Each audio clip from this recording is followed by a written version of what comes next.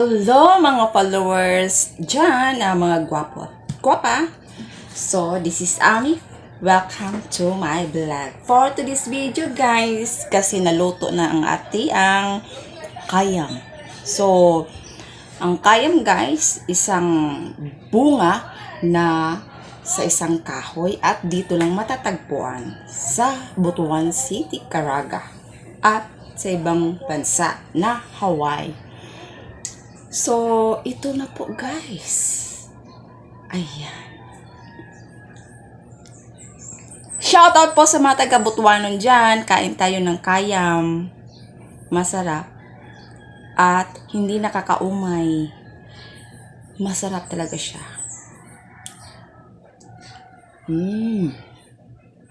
Alam nyo guys, ang lasa nito parang sinaing na mani.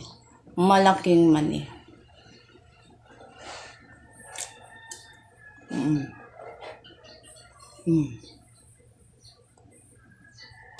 Kaway-kaway sa mga walang ngipin dyan. Pasensya, hindi ako yung makakain ito kasi medyo matigas. Pero masarap. Pag kumakain ako dyan, meron akong malalala. Yung maong tatay ko. Papa ko ba?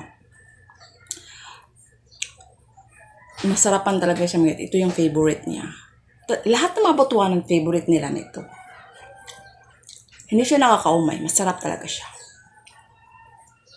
Ay my God. Pag maraming makain ito, tiyak, palagi kang umuutot. Oras-oras. Iwan ko bakit. Iwan ko kung anong mayroon nito. Pero masarap talaga siya guys. Dito lang niya matatagpuan sa Butuan. Wala nang ibang lugar.